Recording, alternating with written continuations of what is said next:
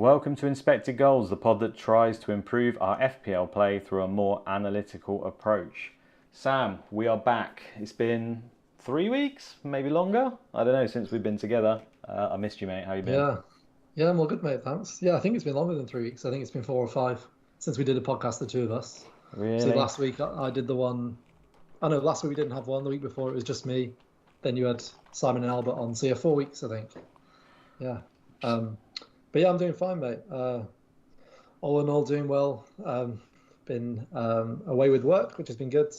And wildcarded since I last saw you, which has not been good.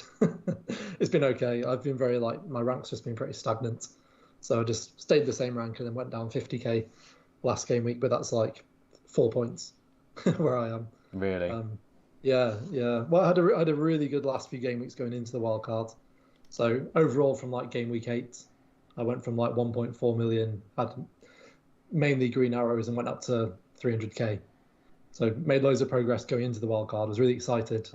Not many people have their wild card left. I can play mine.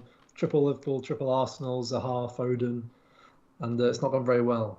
But I think that's the case for a lot of people, isn't it, at the moment?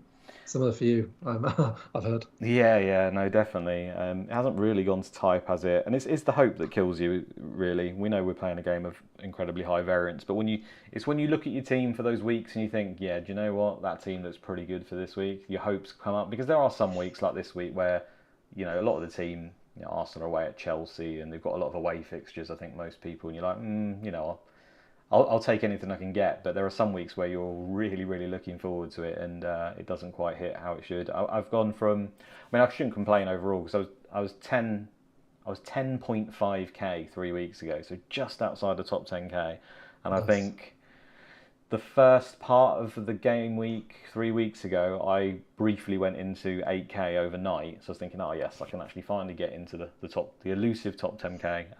And ever since then, basically now I'm 60k. It's just doubled every week. I had an absolute stinker with players going off injured all the time. A lot of people have got the players that I've got. Solanke going off injured in the first half the other day.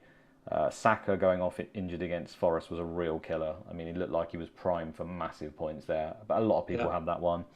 But he wasn't that well owned overall, I don't think. It was just more on Twitter. I think he was quite a popular option. Obviously, I think 40%, something like that, not very high. Right. Foden obviously has been a big disappointment since everyone got there because he's barely played. And he obviously looks good on paper every time in terms of the fixture and having him in your team. Even my little punts around the outsides, like Sinistera, sorry, he gets injured in the first half of a game as well and goes off. Two really nice fixtures, and it just didn't work out. It looked really good as well when he was playing. It's more and Trent Alexander-Arnold's another one, just 2 points every week. Not a lot of people have got him. Really hoping for something. Home to Leeds, they just concede within like 5 minutes. But a lot of the time, it's been stuff where my slight differential player has been like maybe the last person to go in the game week, so the hope's killing you. You're waiting for thinking, there's a chance I can rescue this. And it just hasn't happened. But but I mean, 60k. It's not the end of the world. Hopefully it'll turn around, and I'll try and remain positive. Yeah, I mean, it's still a really good rank at this stage. I think before the season, if you knew you were going to be 60k now, with a couple of weeks to go to the World Cup, I think you'd be happy with that. Oh, absolutely. I think with me, White got an assist and Zuma scored. The stuff like that, you're just going to have to laugh at, I think, sometimes.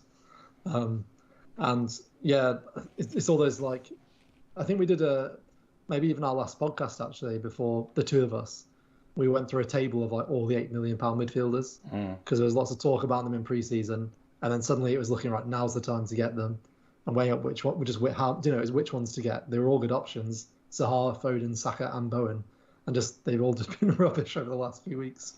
Absolutely. Yeah, some more disastrously than others. Definitely.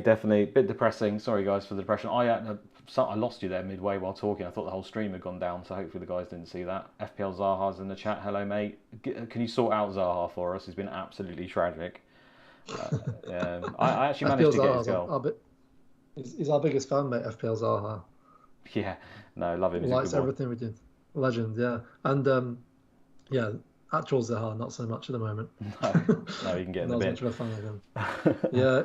he's got West Ham, hasn't he? Then he's got Forest, and that's game week 16. I just don't think you can sell him personally, apart from maybe in particular situations. But that's maybe more the way I play. Yeah, I mean the Forest game looks ideal for him, doesn't it? I'm not so sure about the West Ham one, but Forest are just so bad. At home though, they try, bless them. So maybe, but I think Zaha will see that as free lunch, and that's the thing, right? At the moment for our teams, we're obviously dead ending 2 weeks. Transfers. Would you argue they're more valuable or less valuable when they only affect for 2 weeks? Um, yeah, they're less valuable because you've got less time. For them Sorry, to have an impact. Transfers or hits? Do you mean? Sorry. Transfers in general, would you say that? So Yeah. swapping one player for another player, you've only obviously got the 1 week or the 2 weeks for it to make an overall impact, right? I would expect a longer period of time.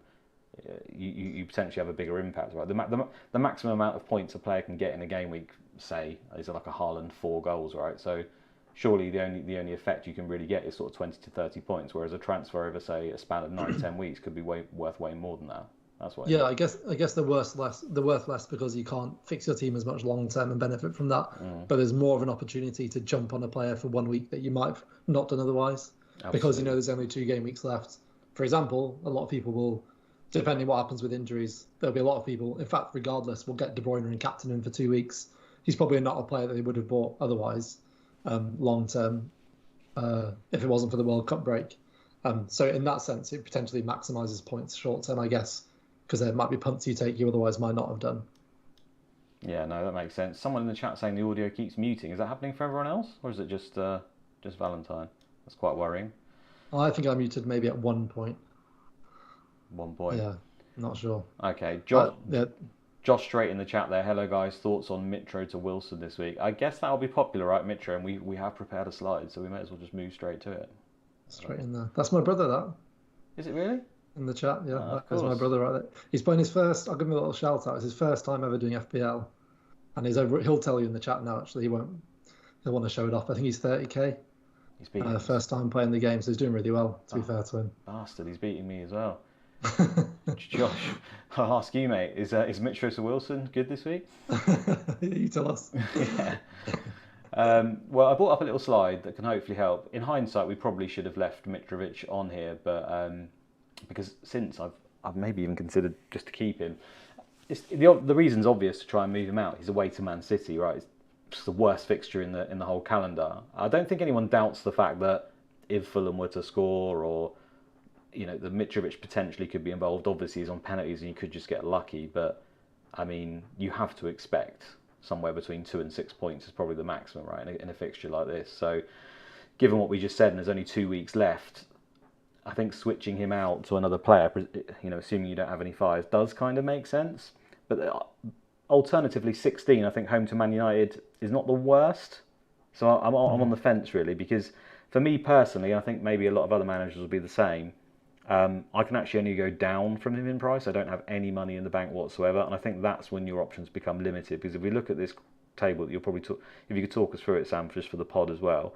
I think Wilson probably is the standout, and he's just a little bit too. I mean, he's too much. He costs too much money for me, so I can't get him. Limited options.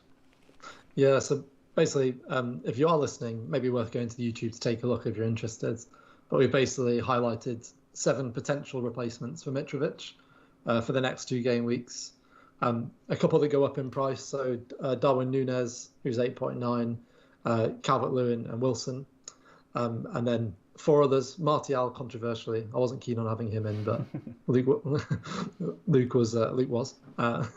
Then Alvarez, Scamacca, and Solanke as other potential options as well. Another one who's not on here is Gabriel Jesus as well. If you're willing to risk the fact he's on 4 yellow cards and might miss that game week 16 game. I guess it's gone well for people who have risked that so far. Yeah, no, it has. And I still think he's a top tier option. I keep seeing a lot in the community that he's not been scoring of late, but his numbers are still very good.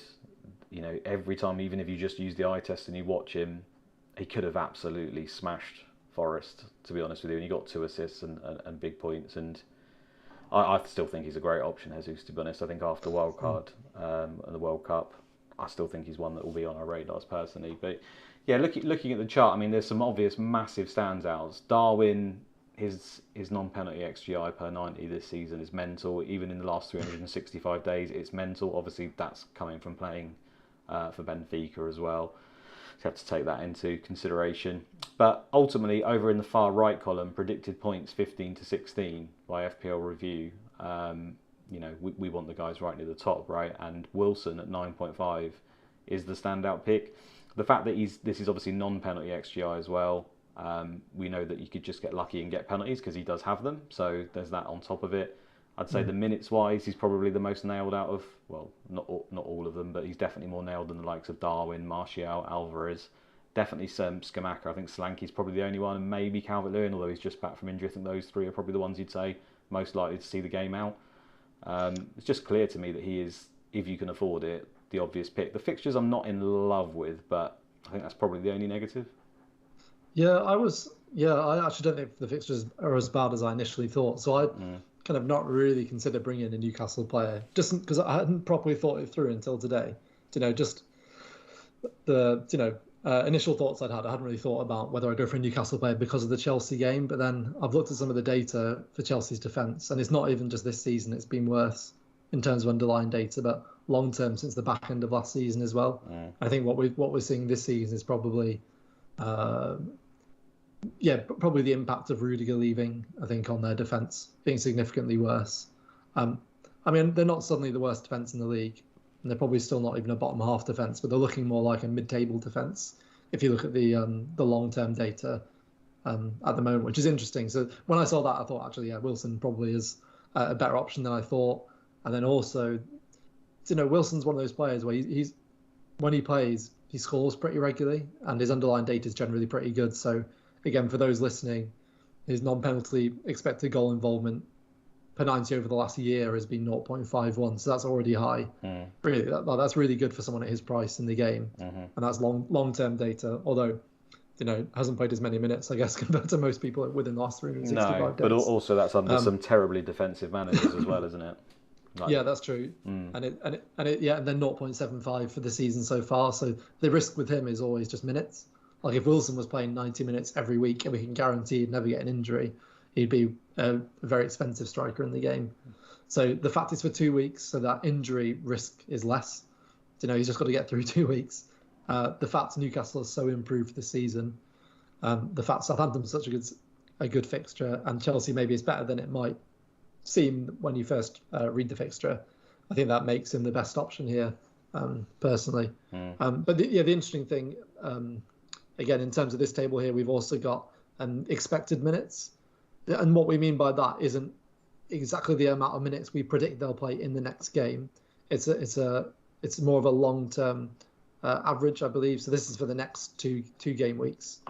So, for example, if you think a player is going to play 90 minutes in a game, their X-mins aren't 90 because you might be 90% sure they'll play 90 minutes. But there's always a chance they'll go off early or there'll be an injury, for example. So they'd be more like 84, which is where Wilson is. So he's not being subbed early either. So for that reason, I think he's another good option. And the expected minutes obviously massively impact the predicted points. Again, I feel like we need to explain this, even though most people listening will know. But this is based on a model called FPL Review that predicts points in the future. Obviously, the minutes are going to massively impact those predicted points. So that's where like Alvarez is really interesting, for example, on this list, where his predicted points are really low, only 5 for the next 2 game weeks. But that's off default X-mins in FPL Review of 38. So expecting basically a couple of sub appearances and possibly a start with an early sub, for example. So that's where you've got to think about actually the judgment for you comes in here when you think about the minutes. You might disagree with some of the minutes there and think actually maybe Wilson's likely to go off earlier, or maybe you think Alvarez is more nailed, or we find out he's more nailed if Haaland's out, for example, and that's where you've got to judge it yourself. And that's, I think, a big part of the skill in FPL in general is working out minutes. Yeah.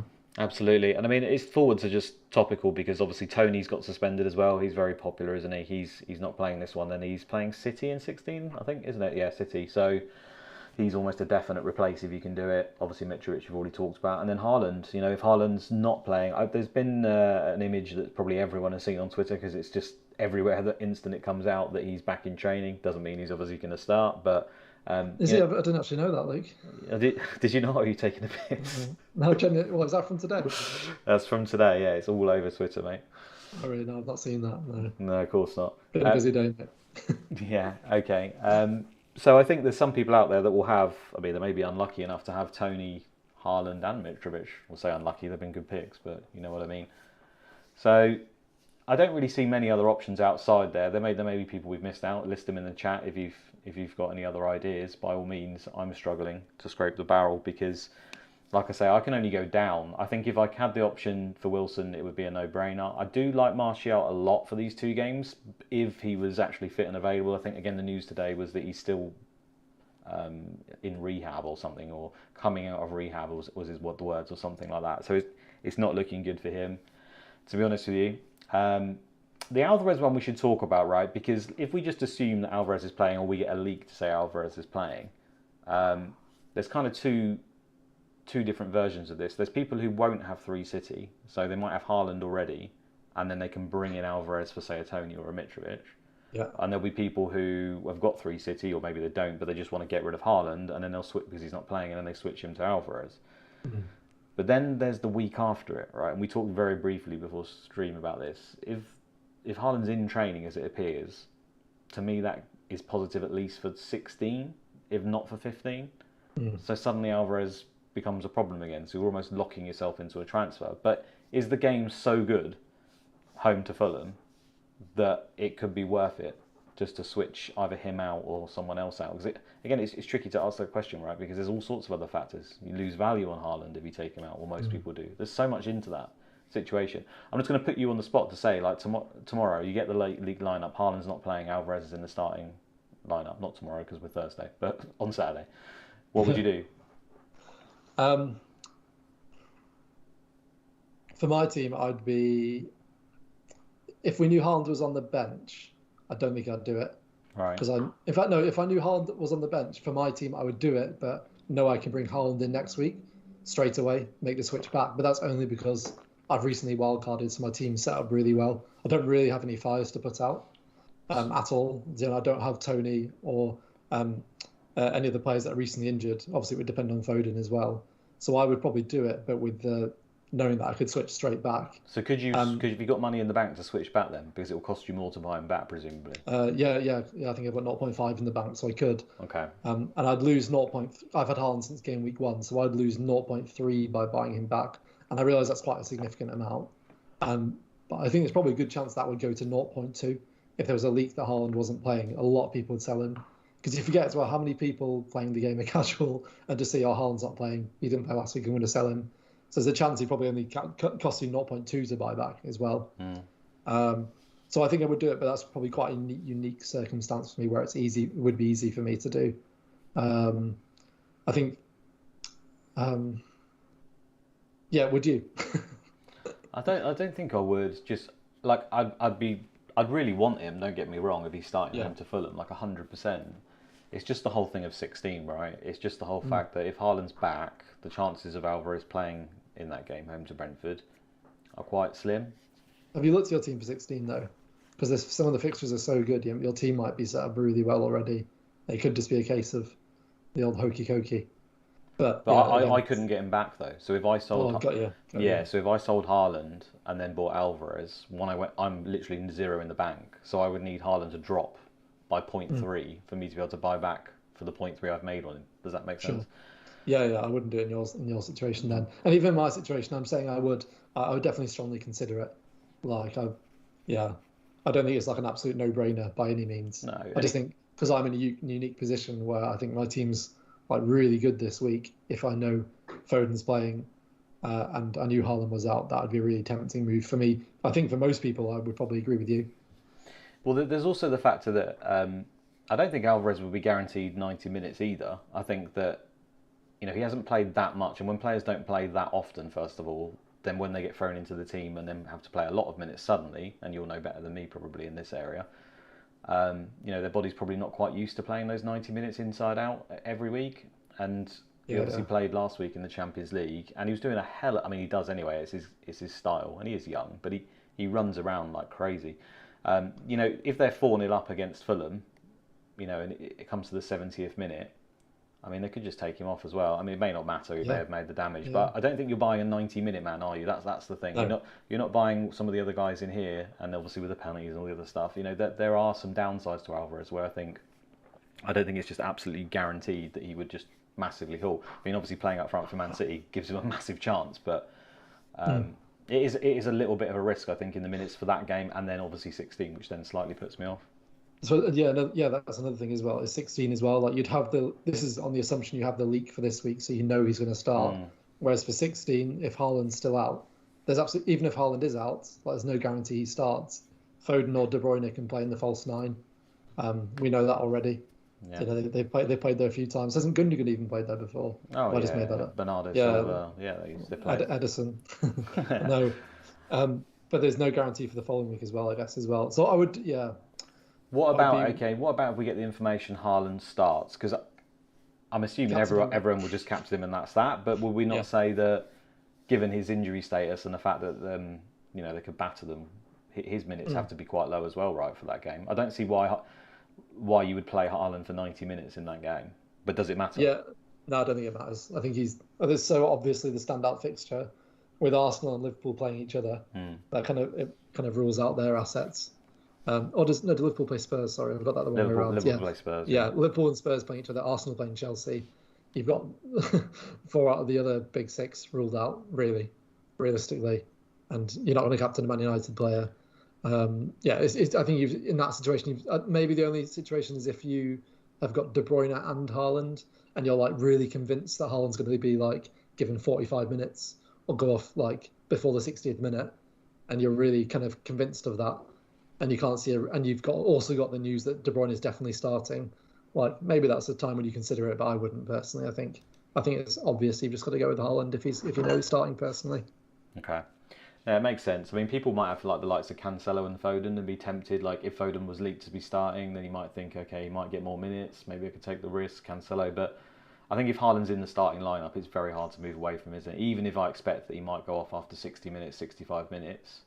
I think he still probably is the standout. I'm probably with you there. I can't really see there's not too many alternatives, is there, this week? And I think you're playing with fire. I think we know as well. I know it's a game within a game in terms of the effective ownership. Maybe we shouldn't take that into account if we're just playing for points. But I suppose you can't really lose in that theory perspective, which I know you hate. We've got it. I think you go with Haaland, because he's the most likely to get the most points. I can't see an argument for another player really realistically. If you know Haaland's starting in that situation.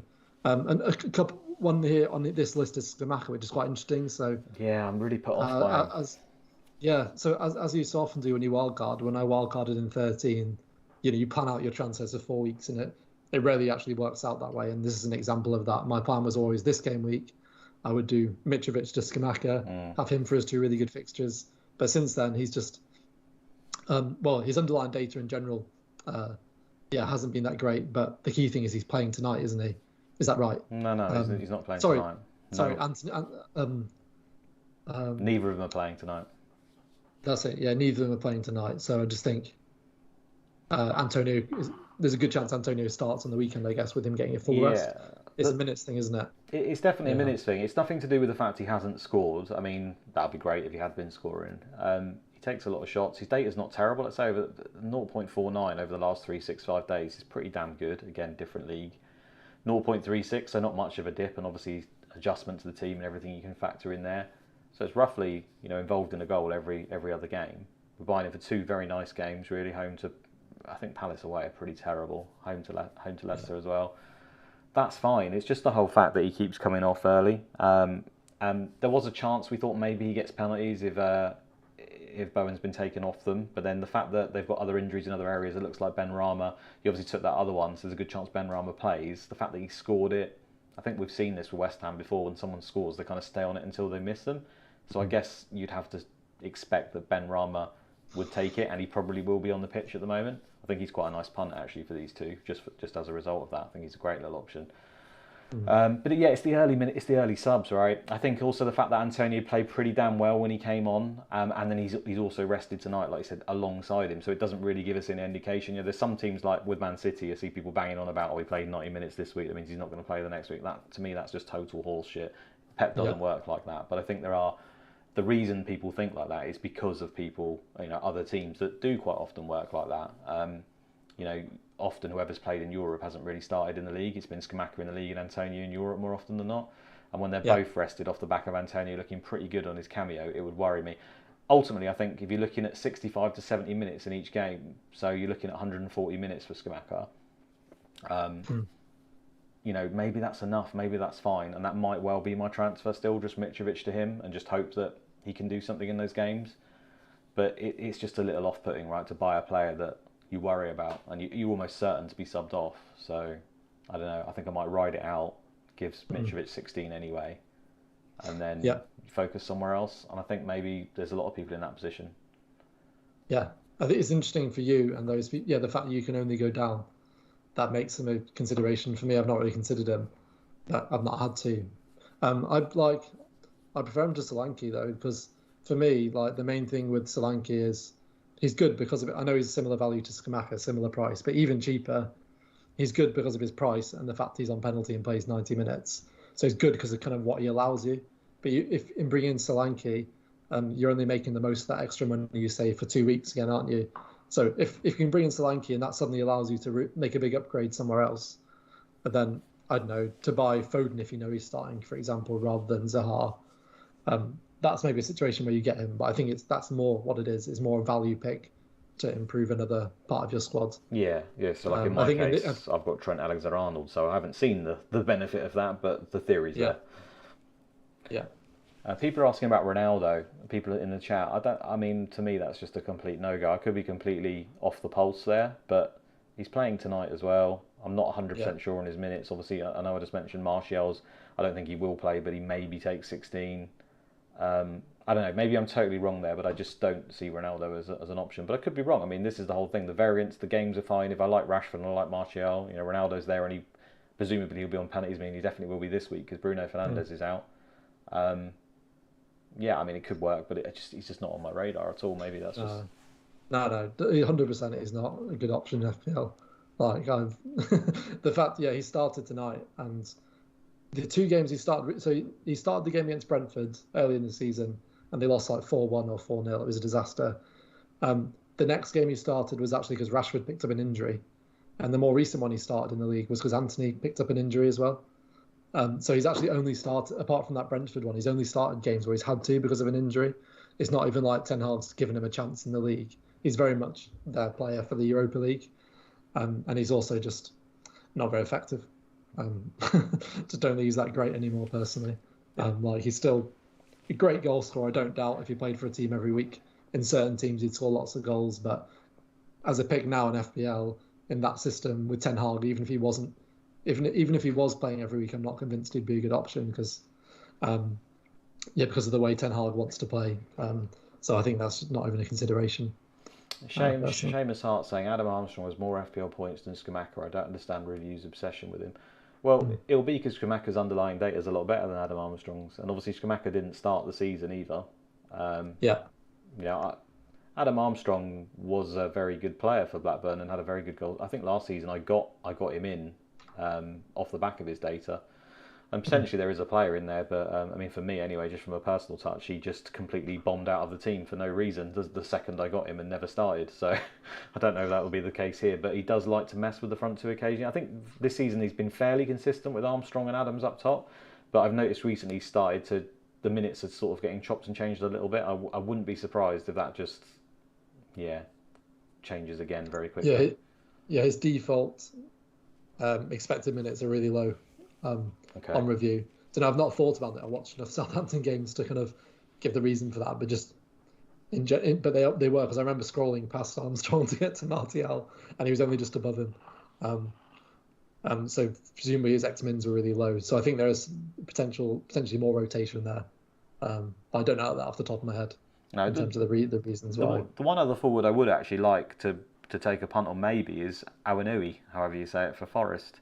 Yeah. The thing is, it's the same problem with him. You're just going to get subbed and you can't guarantee he starts. If you told me he was going to play 90 minutes both games, his data from the other league, the German league that he was in, is fantastic. You know, he's probably the only player I actually see from Forest actually able to score a goal, where they still seem to not actually play him that often. And the fixtures are really nice, and he's a cheap enough price. So again, it's more of a in the Solanke bracket, right? Because I'd have to more than like he's amazing, but I think he would be an outside shout. But you just can't trust the minutes, can you? So there's just no reason to go there over Solanke. But you could get lucky for these 2 weeks, I suppose. Yeah, here's another one for you. Do you think I've hardly seen anyone discuss it, and I guess the reason is that if Haaland doesn't play, there's an obvious alternative in Alvarez if you know he's not playing. But there is the option of just going Haaland to Kane, and Kane plays Liverpool this week, but then he's got Leeds in 16. Mm-hmm. So in 16, in 16 Kane is brilliant. So like you wouldn't feel the same pressure to bring Haaland back in if you knew you had Kane against Leeds, No, that's fair. even if Haaland did play. So if you know Haaland, if we know Haaland's in full training, but we also know he's not in the squad at all.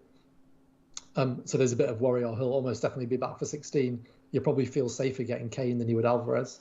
So maybe in that specific scenario, suddenly Kane becomes more of a consideration if you don't have the money to get Haaland back again.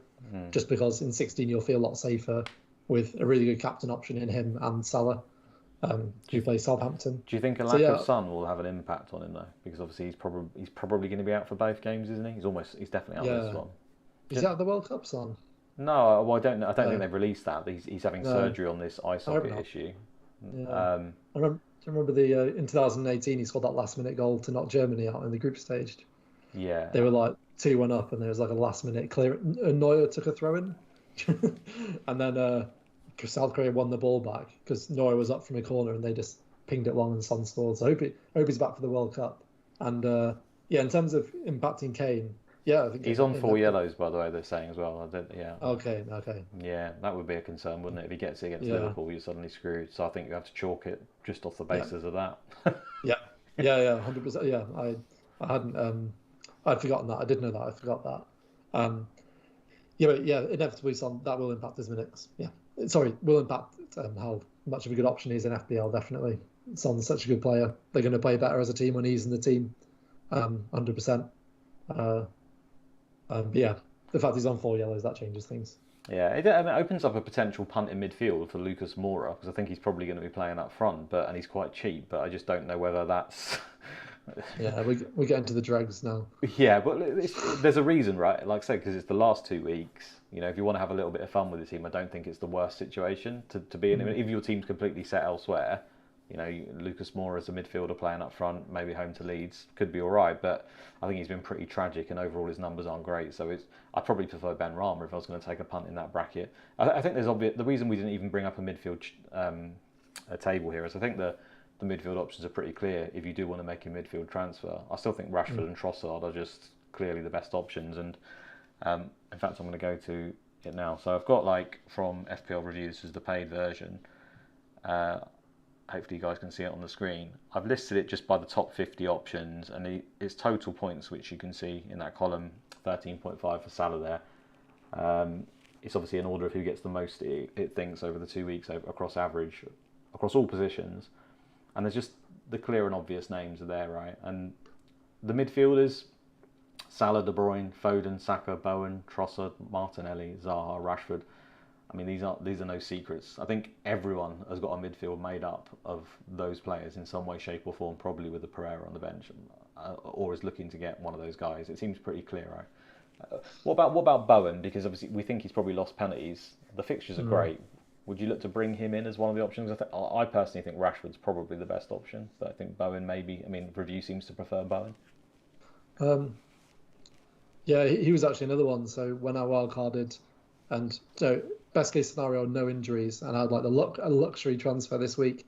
One I was considering was Saka to Bowen, but that was before Bowen was off penalties, and before there's the potential that Foden and Haaland wouldn't play. So yeah, the fact he's not on penalties puts me off him a lot more, and I think it's quite close between Bowen and Rashford, to be honest. I don't think there's a standout because I really, really do like West Ham's fixtures for the last two. Palace and then Leicester. Yeah, so I think Bowen's a really good option. So is Rashford. I find it hard to separate them. If I had to, I think I'd probably actually maybe even just edge towards Bowen, just with what we've seen from him. Like the whole of last season, he got how many points? 200 did he get in the end? Yeah, and he wasn't on penalties last season. So long term, we know he's still a really good option. He was also rested tonight, didn't travel with the team. I mean, he's one of those few West Ham players that didn't even travel. So again, that makes him a better option. So I'd probably slightly prefer Bowen, but yeah, I think Rashford's also great. Yeah, I still like Bowen as well. We've talked about Rashford before as well, again, when we went through midfielders, and the fact that his underlying data last season was terrible, and the same for I think the first half or maybe even the whole of the season before. But ultimately, he's a player who's scored, I think 19 or 20 goals in a Premier League season before. 19, at least yeah. 19, yeah. So we know he's got that in his locker, and he's not like he's now 33. Like he should, in theory, be getting better still as a player. So the fact we know he can do that and has got that goal scoring ability, even though that was like 2 or 3 years ago, I think that there was penalties in there as well. But yeah, he was still good. I think the away to Fulham game is just playing Fulham is incredibly appealing. I think because their data's terrible anyway. It's not the worst. I think Forest is the worst overall. But I think in the style that they play, they're happy to try and take on the big teams, aren't they? And that can work in their favour. I mean, Fulham could end up beating Man United as a result of trying to play them and just having a great game. But I think the fact that they're willing to remain open, whereas some teams will just sit with the low block the whole game. Again, people seem to build narratives around that, and I'm doing it here myself. If you sit with a low block this whole game, you could easily just lose 2 or 3-0 because you're just waiting to get beat. There's no guarantee that keeps the score down. But I think instinctively, Fulham being they had quite a high line. Their most recent data as well, the last 6 weeks, is the worst of all teams. We shouldn't read into small samples, but it has been dreadful. And I think given the way Man United play, and particularly the way Rashford, his best skill really is being on the counter, isn't it? Being on the last man, I think. Even when he's out on the left or whatever. It just seems to all suit Fulham. I feel like if there's ever a haul coming for Rashford, it feels like the Fulham game is the one that it would happen. But you don't need to make the transfer this week. That could be maybe, if we get into 16 and you don't have any other fires, he could maybe be one that people go to. So I really like him for that. Yeah, nice. I like that shot. There's a question in the chat about Almiron, which is interesting. So saying that, is he still not rated by review? I think the interesting thing about Almiron... He's pretty high on that before I want to start. I mean, he's rated for 7.1 points. So this, remember, is the top 50 players on review. Sorry to cut in. All positions... Right. And Almiron is still fairly high. Where is he? 1, 2, 3, 4, 5, 6, 7, 8, 9, 10, 11, 12, 13, 14, 15. So he's the 16th highest rated player in all positions for points over the last 2. So I'd say that's still pretty high. Anyway, carry on. I was just going to say, with a player like Almiron, there's 2 things I'd say. Firstly, he's so cheap that actually, even if he doesn't carry on at this rate, which he won't, he's not going to constantly get double-digit returns, as regularly as he has done the last 6 or 7 game weeks. So even if he just even if he drops off, even if he drops off quite a lot, he's probably still going to be a good asset at his price. And the other thing is, like, Almiron, if you look at his long-term underlying data, it's really, really bad. And this is where you have to try and work out the context. So Almiron, his underlying data is still, even though he scored a lot of long-range goals, his underlying data is actually really good. He's had a lot of chances. He has a lot of shots. So this season it's really good. Long-term it's really bad. So you've got to try and put it into context. And actually, we can see clearly he's playing in a far better team this year. Newcastle are playing far better on the whole. So that plays a part in it, in my opinion. But another thing that plays a part in it is just that he is on a hot streak with finishing, and that just happens sometimes. Yeah. Like, he's probably going to have like 3 goals nominated for goal of the month in November. Like he scored that one that came over his left shoulder. He hit it with the outside of his left boot and lobbed the keeper. He scored the one last weekend where he cut inside and put it in the top corner. There's another one I can't think of off the top of my head. But he scored some ridiculous goals, and he's not going to do that every week. But even if that drops off a little bit, he's probably just going to still be really, really good value. Yeah. So there's a little bit of both. Like, he will drop off, but actually, because Newcastle have improved, and also he may have just improved as a player. That does happen. Like, players get better and they start playing a system that suits them better. That's clearly happening. He's getting more regular minutes. So you have to try and account for all these things and put it in context. I think he was the best player in the MLS on the season he was signed. Yeah. which isn't saying much. I think I'd be pretty good in the MLS, but I mean, this is the thing. I see people saying people don't review can't rate Almiron because of where he is. Like I say, he is still high, and it's built slowly into it on purpose, because for every Almiron, there's a million other players that have a purple patch and disappear to nowhere. You touched it though. His data is still really good. So it's that's the important thing. Forget the points. Even if he was getting no points right now, the fact that his data's high, review would rate him pretty highly because his data was looking good. Like if he'd scored, how many has he scored this season? 7 or 8? I wouldn't know that. If he'd scored those, but from like 0 point, but from like 2 xG all season, we'd be saying like it's not sustainable at all. He's not going to be a long-term asset. But his underlying data is actually matching up to that quite well. So we do need to take him seriously. Do you remember when? I'll let someone's put it in the chat. Joe For every Willock. that's exactly what I was looking for. Thank you, Nick. Yeah. He scored like 7 games in a row, didn't he, or something? I don't know, 7 goals in 10 games or whatever, and then just didn't score again for months. Absolutely. Like that does happen, but I mean, I'd be interested to see Joe Willock's underlying data that season. It wasn't great. It wasn't great. I remember looking. The thing with him is because his data is good. There's still always the chance, right, that he does just revert to the mean of what he has before. There is that chance. Like, it can happen. This could be a really long purple patch. People's data can improve as well significantly for a short period and then revert or change, but it doesn't appear to. So you are taking the punt that it will continue, and the more recent data is the new Almiron. There is still a punt in there, but given his price, and that's something we come back to, it doesn't really matter. It doesn't matter. Yeah. You could get. I mean, you could even argue at this point, I think, really, if his data was terrible, given his price, the fact that he keeps scoring, you could just bring him in and just hope that it continues. I mean, I wouldn't personally do that, but I wouldn't, look down on people if they were to do so. They could just. It's low risk. Exactly, it's low risk. I'm just looking at. He's still 5.6. Yeah, it's incredible. Yeah. It's incredible. Yeah. You touched on it there, though. I don't think he's going to continue to keep scoring worldies, but I think just playing in the front three for Newcastle, they're also cheap at the moment, and they are one of the better sides. Their team data as well suggests they are one of the better sides in the league. So it's just a bit of a no-brainer. I mean, even after the World Cup, given the value he will allow you to, allow you to get 3 of them probably if you play it, well, almost certainly, or expensive defenders. So I think he will be very popular. But we just had to be prepared. Like I said, that it could all turn to shit and he can revert. But it's looking good for him. It's looking good for him, definitely. Is there any other midfielders you want to talk about? I don't think there's too many other ones, is there? I mean, Foden, we haven't really touched on him. So Foden, I know we're kind of waiting for the league. So this is the problem with all this content, is like people are just waiting for it, and we get that. But let's say you don't get it. I can't see how... how I could possibly bring myself to take Foden out if we don't get any information beforehand with a game home to Fulham, even if I think maybe he won't play, which I don't think. I think he probably will play.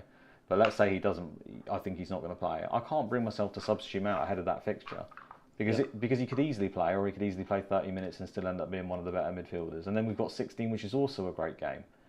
So I just don't know how, in any world where people are preparing themselves to remove him or are doing so without the information. Like it's not even entered my thoughts to remove him, but maybe I'm just in my own little bubble there. No, I'm with you, mate. I think it's because it's Pep, isn't it? And also because of just how ridiculously good Foden's been this season and over the last couple of seasons as well. He's not just suddenly not a good player. He's not been dropped. That's not the word I'd use. We just know that that's not how Pep works. If he'd have played midweek and started and only played 60 minutes, sure, that definitely makes him more likely to start this weekend, in my opinion. I would see that as a positive.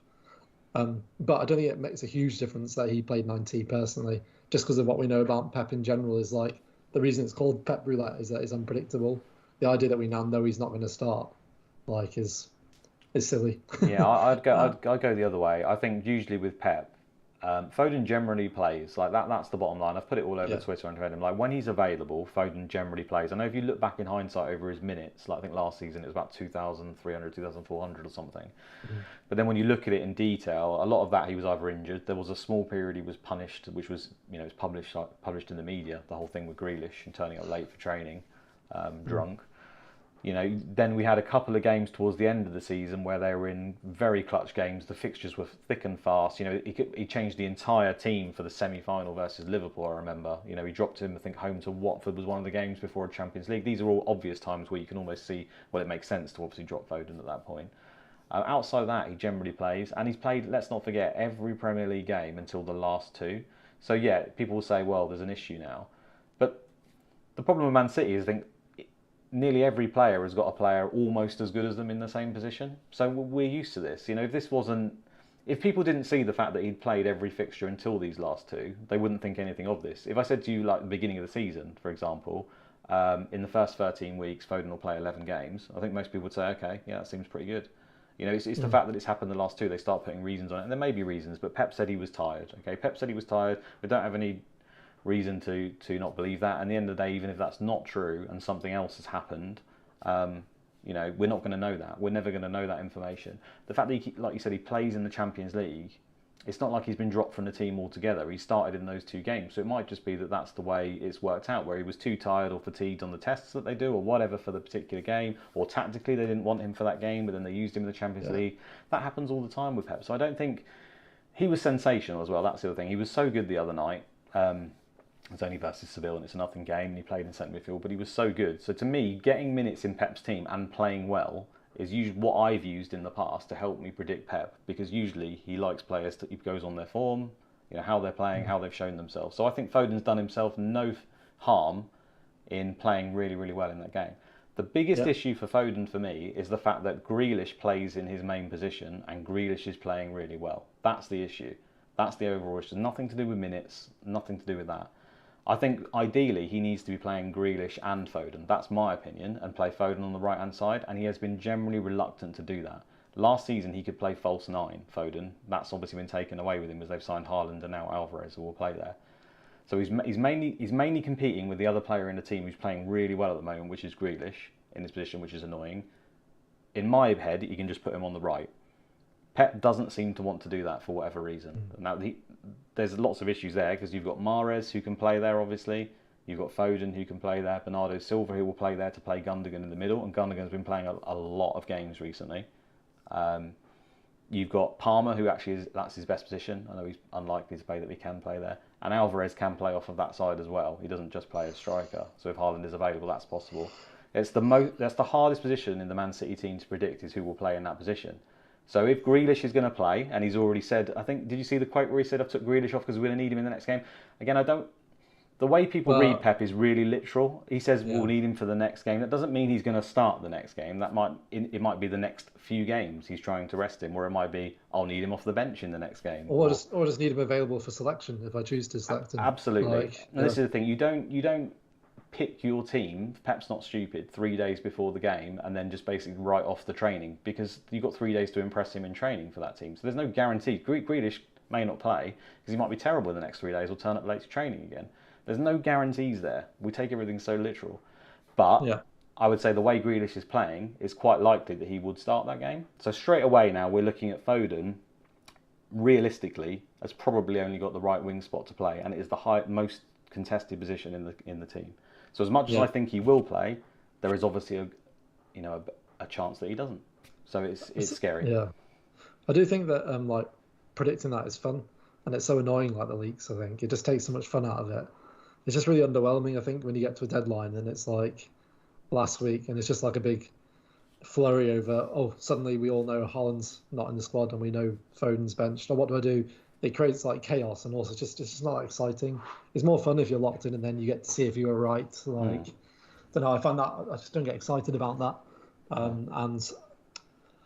I just think also with Foden, it's just I'm just going to repeating what you're saying, but I just think that he'll when he's fit he plays, and even with, just like you said, with just because he's not played midweek, just because he's played 90 midweek doesn't mean he's not going to play in the weekend. It's similar with Grealish. Just because Grealish is suddenly playing really well doesn't mean he's going to keep playing. It's really hard to predict Pep that way as well. Because that's exactly what happened with Foden. Foden was playing like absolutely brilliantly, and suddenly he's dropped. So it's not even always that simple either. No, and It's like Alex, I just it's want to just touch on what Alex is saying in the chat there about he went off at half time, so he's definitely going to start him. It's obvious in terms of Grealish.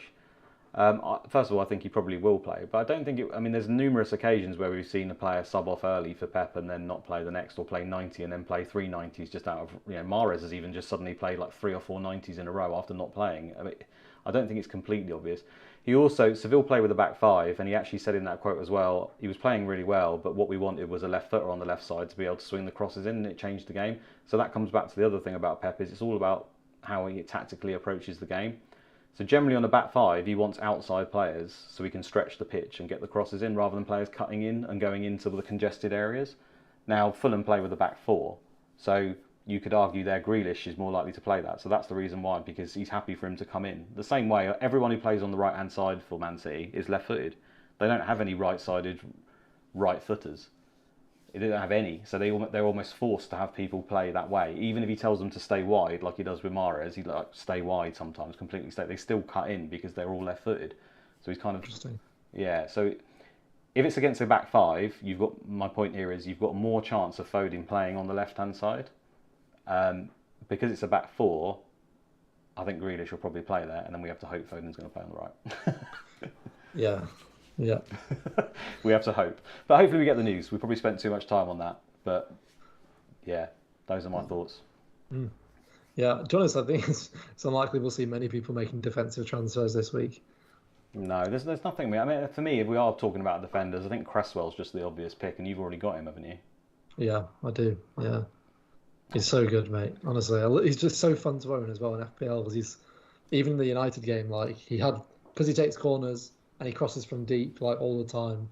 So you just always know there's a chance, even if they can see. I find that quite fun in a player. It's good for bonus, isn't he? And I've just looked at FPL review and I bought it out for the defenders. You've obviously got Cancelo, Trent, Trippier at the top because of what they offer. I've got those three, so that'd be really helpful.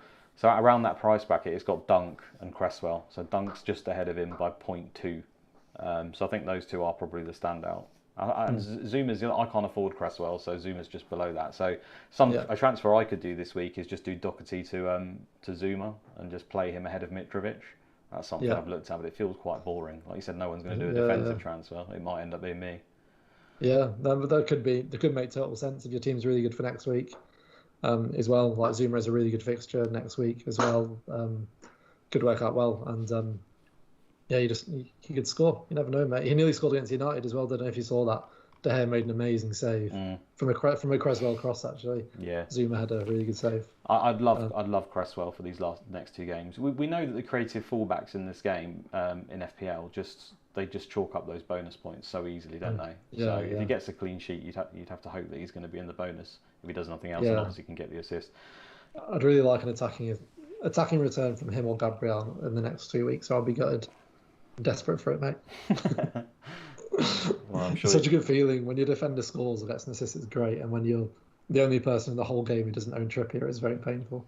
Yeah, and as much as Zuma obviously scored last week, so this isn't a great example. But I really don't like buying that kind of player. Like if I was to do that Zuma transfer, I'm basically just hoping he gets a clean sheet in those 2 games. I know he could get the goal, but realistically, a centre back, at best scoring the very, very best they get in a season is like 5 or 6, and you're looking at between 0 and 3 most likely.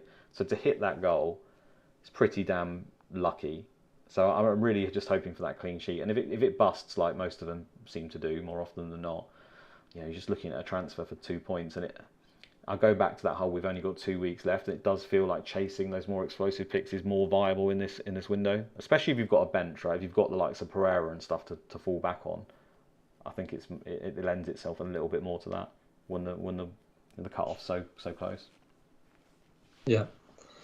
Is there anything else you particularly wanted to go over, mate?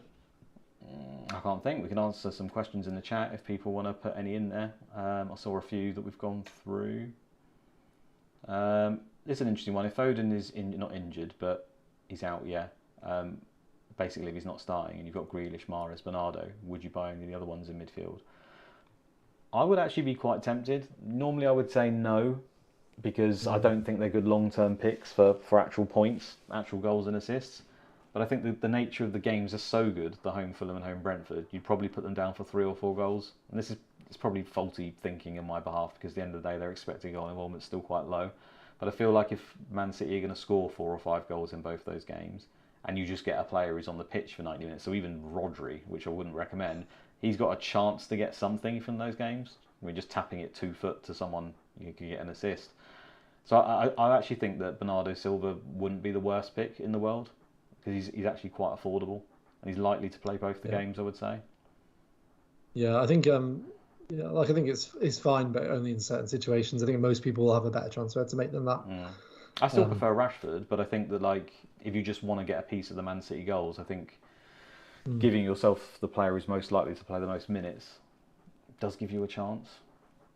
Yeah, I don't particularly like it personally, but yeah, I get it. I do get it, and I think for maybe a very specific team, to know if they've only got 2 City, they've got no fires to put out. They don't own Mitrovic. They know that Haaland, Foden are starting, and for example, you get a leak that Bernardo's starting, for example, and you already own Rashford. I can see a situation where they might be considered. I think it's just the desire to get on 3 City, isn't it? Yeah, which you can completely understand. What about Perisic? Because we know Son's out, and I know the fixtures, it's away to Liverpool, home to Leeds, but I think with Son being out, I know they could play the 2 up front, and they probably are likely to do that.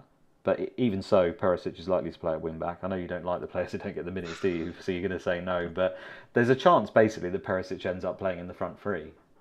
If they do play a front 3 against Leeds, it would be Perisic in there, I think. It'd be Perisic more, unless Richarlison's back. I think there's a slight chance that maybe he's back, but he has played there this season. Yeah, there's a chance that Richarlison's back for 16, I think. And Conte's actually mentioned it in a press conference quite recently that Perisic can play in the front 3. So yeah, I guess that's possible. You predicted exactly what I'd say. I just don't trust his minutes at all. And the annoying thing is that he so often comes off the bench when he doesn't start. Yeah, that's the annoying part. He must start like half of games, and when he doesn't start, he comes off the bench. So I don't like him at all, personally. But yeah, when he does start, he's brilliant. So if you're feeling brave, I think that's more one for 16. We know we get the not quite leak, but sort of a leak from Paul O'Keefe. If he predicts Perisic to start in the front 3 versus Leeds in 16, and given it's a Hail Mary, as in it is literally for 1 week and then we're wildcarding, I think that probably appeals there. I don't think I'd do it this week, because I think it's probably, they could play front 2 for a start, but that doesn't. I've seen that Man City play first in 16 as well. Yeah. So it's got another good chance to get a leak there. Honestly, I just find that so boring.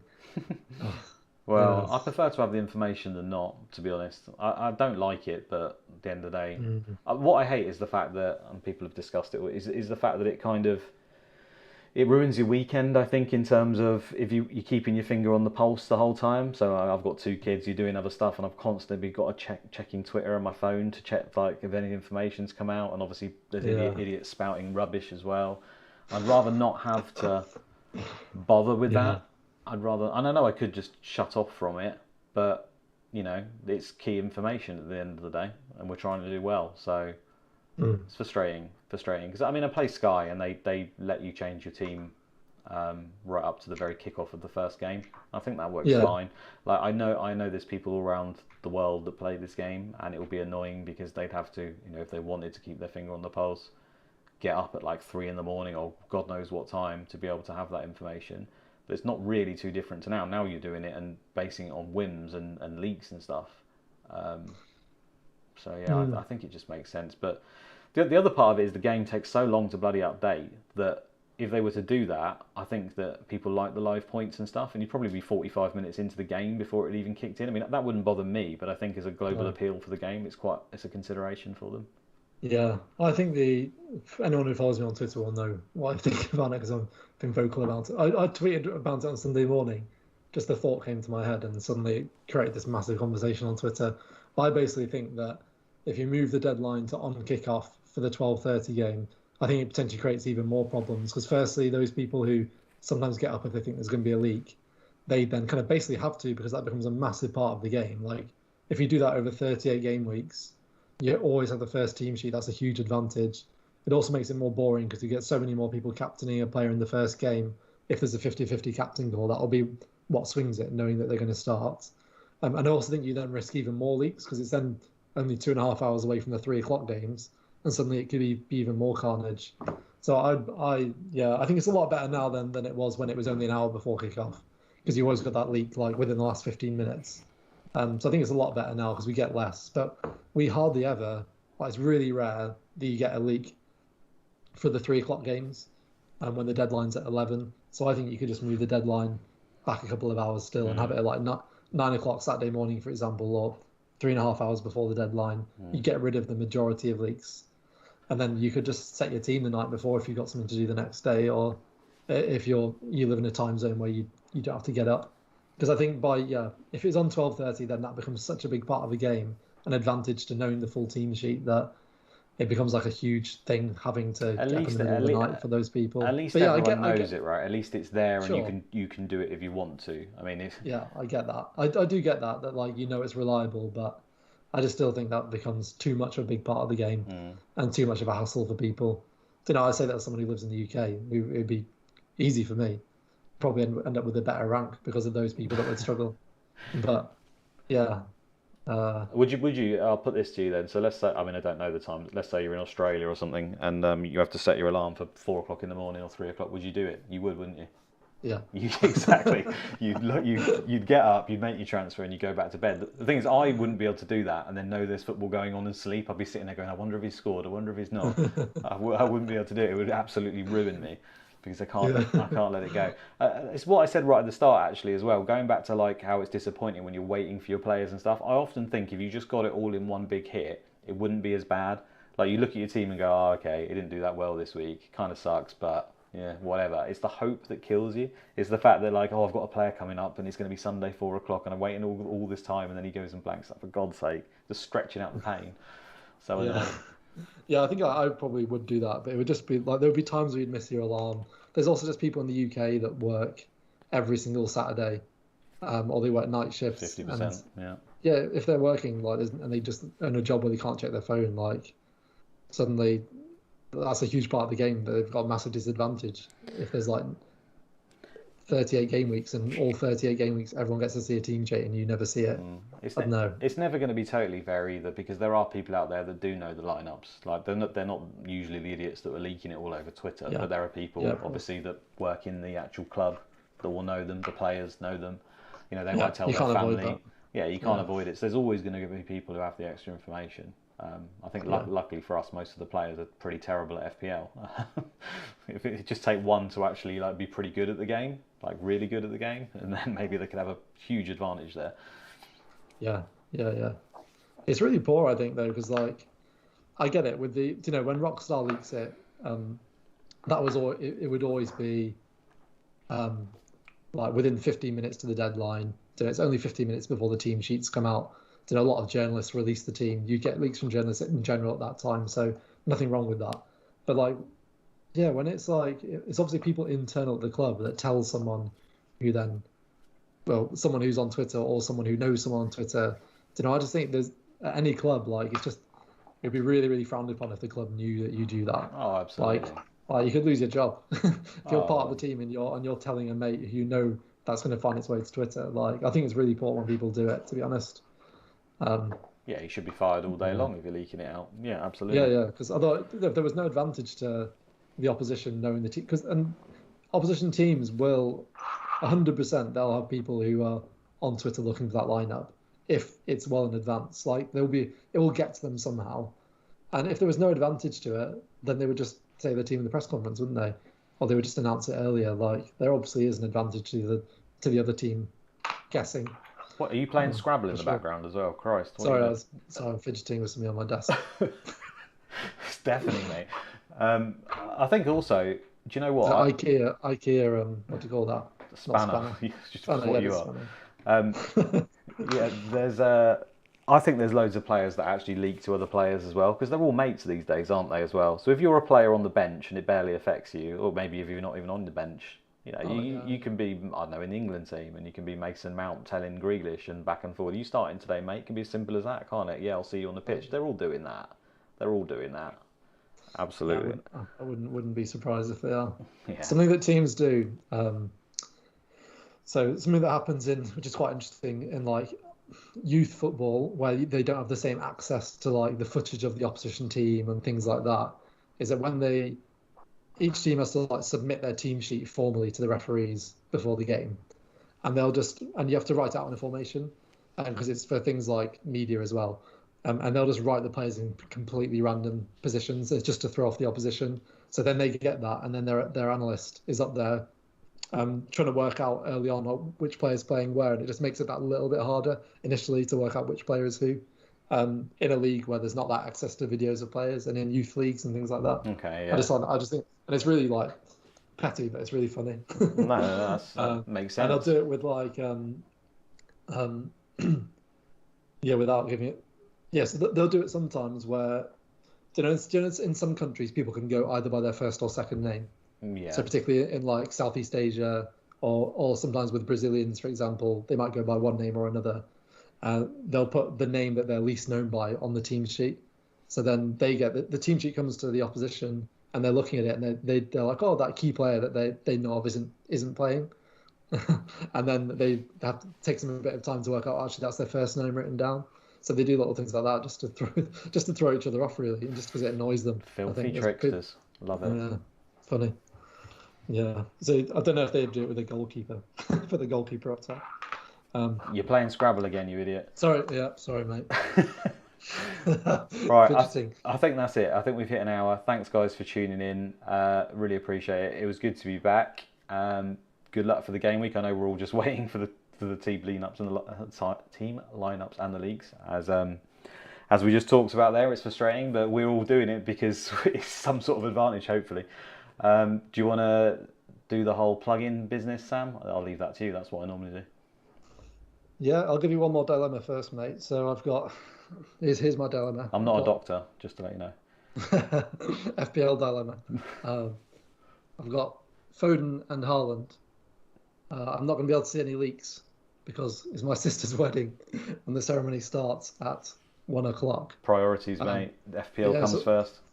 So I can do my transfers early, or I could give my details to someone, and then if they've got the details, they can show up to the wedding instead of me. I just got that in. Mate, you've got to give your login on a serious matter. You can't. Log in. You've got to do that. Or just, can you not sneak off? Or is it right in the middle of the ceremony? It's literally in the ceremony. Yeah. Surely everyone you actually trust will be at the ceremony as well, or most of them. Yeah, I don't know who I can trust. But I will. Yeah, I don't know. I've got to think that through. I think I might find someone. I don't know if it'll be you. No, I'm not doing it. Don't leave it to me. I'll sabotage you. Yeah, exactly. I'm going to find someone I trust. Because I can't just be like on my phone during the vows, can I? Well, you'll find a way. Find a way. All right. I think that's it. Thanks a lot, guys. Sorry, didn't plug anything, mate. Oh, yeah. Go on. Follow us on Twitter, subscribe on YouTube. That's it, isn't it? Yeah. Just do that. That'd be great. Yeah. Like the video. Do that stuff. Make us famous. Yeah. Well, not really. Just kind of, share the video would be helpful. So we can pay for our blue tick. Oh, yeah. That'd be great. Great. Cheers, guys.